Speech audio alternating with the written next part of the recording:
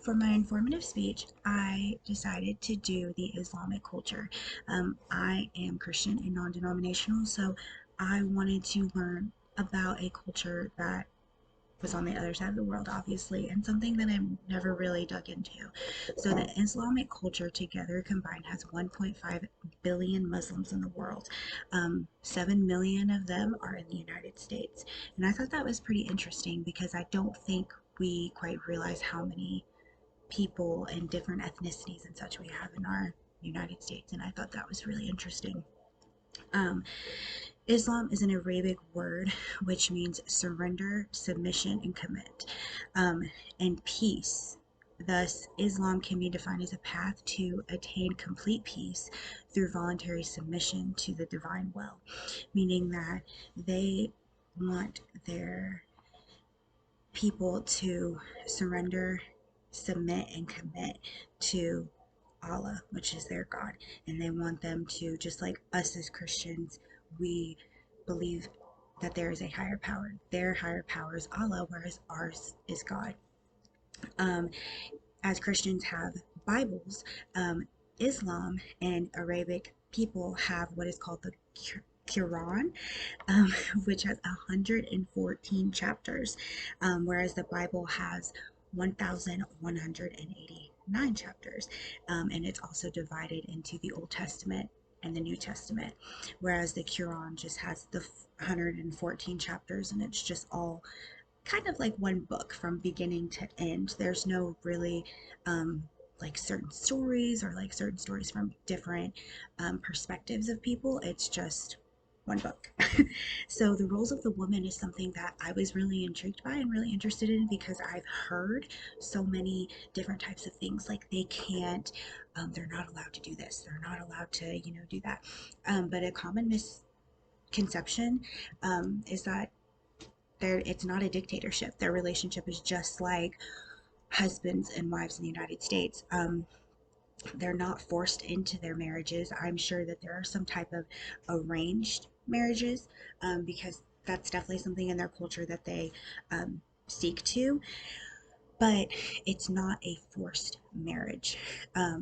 They're People think that they're severely oppressed by wearing a veil. No, that's just part of their culture. They are told that they're not allowed to let anybody see their hair except for their husbands, and that doesn't happen until after they're married. It's a respect thing for their bodies and for themselves. Um, uh, People think that they're ingrained with the culture and that they have to follow that culture, but there are a lot of Arabic and Islam people who who believe in the culture but who do not take it to an extent that others do. Um, the women's role is basically just like a housewife in the United States. It's to raise their children, to be a good wife with devotion and enthusiasm. Us as women, we have bad days every day, and being a stay-at-home mom is hard.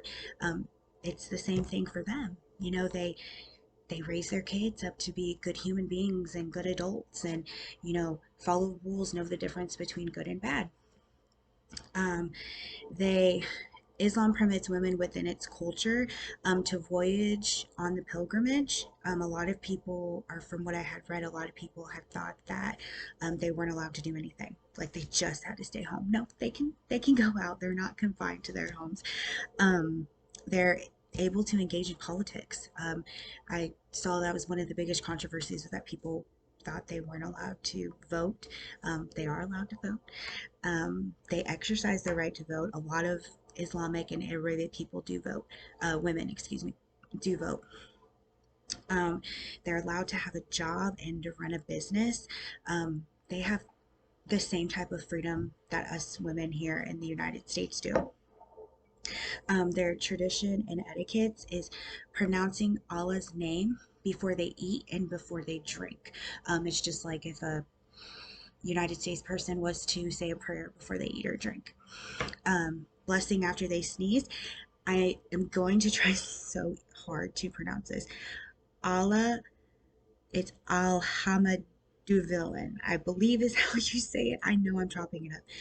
Um, beef blessing. That's just how they say, like, bless you.